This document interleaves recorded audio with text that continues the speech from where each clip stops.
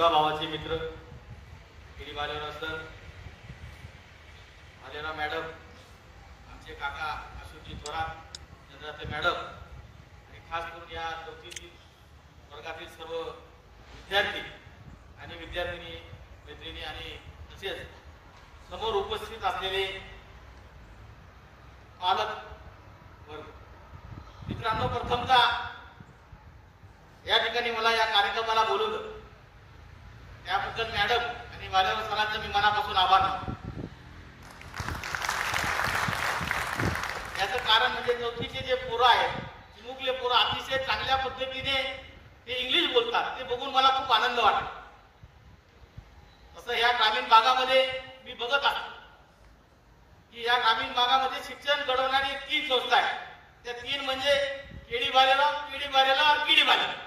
याचं कारण माझे घरचे सुद्धा मुलं या ठिकाणी शिक्षण करतायत, ते अतिशय चांगल्या पद्धतीने इंग्लिश बोलतात. माझ्या भविष्यामध्ये एक निश्चितपणाने मला कायमस्वरूपी मी 20-21 देश फिरलो, पण माझ्या आयुष्यामध्ये कुणीवर राहिलेले की त्यावेळेस मला जर का आई वडिलांनी थोडंसं काम कमी लावलं असतं, शेतीचं सर्व काम सांभाळून आम्हाला शिक्षण करायला लागत होतं, तर मला थोडीशी इंग्लिश कमी येते, त्याची मला कायमस्वरूपी उणी असते. तुम्ही सर्वजण या ठिकाणी आलात त्याबद्दल सुद्धा तुमचं मनापासून या ठिकाणी आभार मानतो. आणि खऱ्या अर्थानं मी चांगल्या चांगल्या प्रोग्राममध्ये जात असतो, चांगल्या चांगल्या व्यवसाय करत असताना, महाराष्ट्रामध्ये फिरत असताना, मी असोसिएशनचा अध्यक्ष असताना मी मोठ्या मोठ्या कार्यक्रमाला जातो.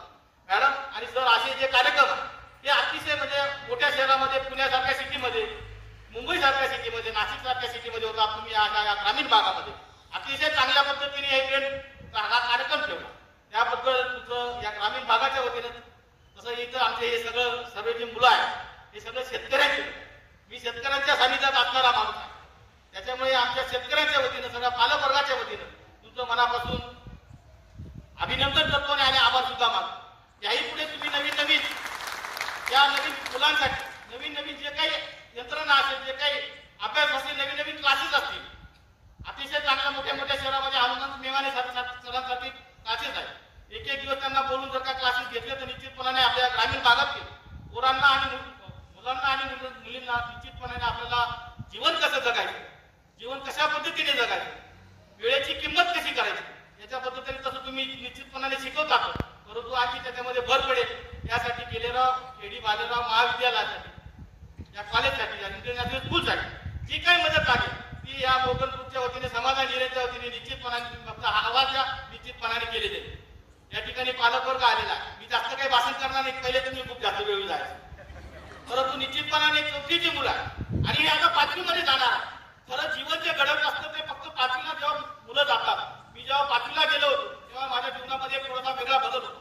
त्याच्यामुळे आपल्या मुलांना या 4थीच्या आणि 5वीच्या या 2 वर्गांमध्ये अतिशय चांगल्या पद्धतीने लक्ष दिलं आणि थोडासा मोबाईल कमी केला. तुम्ही पाहिजे तर त्यांना लॅपटॉप घेऊन द्या, कॅम्प्युटर घेऊन द्या, हरकत नाही. तर आजकाल हे जे पोरं का 12-12, 1-1 वाजेपर्यंत झोपत नाही. जर निश्चितपणाने प्रत्येक मुलगा हा 9-9:30 जास्तीत जास्त डोक्यावर पाणी 10 वाजता हा झोपी गेला पाहिजे आणि सकाळी 5:30 वाजता उठला पाहिजे. तर निश्चितपणाने त्या मुलाची प्रगती झाल्याशिवाय राहणार. आणि हे निश्चित पुढे जाऊ हेच पोरं तुम्हाला चांगल्या पदावर कलेक्टर झालेले दिसतील, कोणी DSP झालेले दिसेल. जर आपण वेळेवर त्याचं निश्चितपणाने त्याचं लक्ष राखतो, आपल्या मुलावर काळजी घेतो, वेळ दिला तर आपल्याला या निश्चितपणाने त्याचा फायदा होईल. मी मागाशी बोललो, मी तुमचा काही जास्त वेळ घेणार, बोलण्यासारखं खूप आहे. जीवन जगत असताना तुम्ही जर या मुलांकडे लक्ष दिलं तर ते चांगले मुलं घडतील, एवढं मी या ठिकाणी सांगेन. माझ्या जीवनामध्ये मी 3 पद्धती पाळत असतो. एक म्हणजे new day in new life, नवीन दिवस हा नवीन जीवनासारखा असतो. नाही तर महाराष्ट्रीयन माणूस आणि महाराष्ट्रीयन भगिनी, काल काय झालं त्यांना मारला दिवस आणि सकाळ काय झालं त्यांना मारला. वेळ हा खूप महत्वाचा.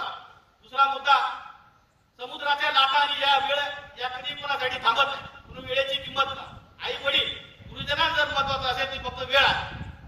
तिसरा मुद्दा, जीवन जगत असताना सुखाची बेरीज, दुःखाची वजाबाकी, सद्गुणांचा गुणाकार आणि जेवढे दुर्गुण आहे दुर्गुणांचा भागाकार, या पद्धतीने तुम्ही जीवन जगा. आपल्या मुलांना सांगा, निश्चितपणाने तुमची प्रगती झाल्याशिवाय राहणार नाही. या ठिकाणी मला बोलवलं, जास्त वेळ न घेता माझा सत्कार केला, मला या ठिकाणी बोलण्याची संधी दिली, त्याबद्दल तुमचं सर्वांचं मनापासून आभार मानतो. पालकवर्गाचा सुद्धा मनापासून आभार मानतो. माझे 2 शब्द ऐकून घेतले त्याबद्दल सुद्धा तुमचं मनापासून आभार मानतो. इथेच थांबतो. जय हिंद जय महाराष्ट्र.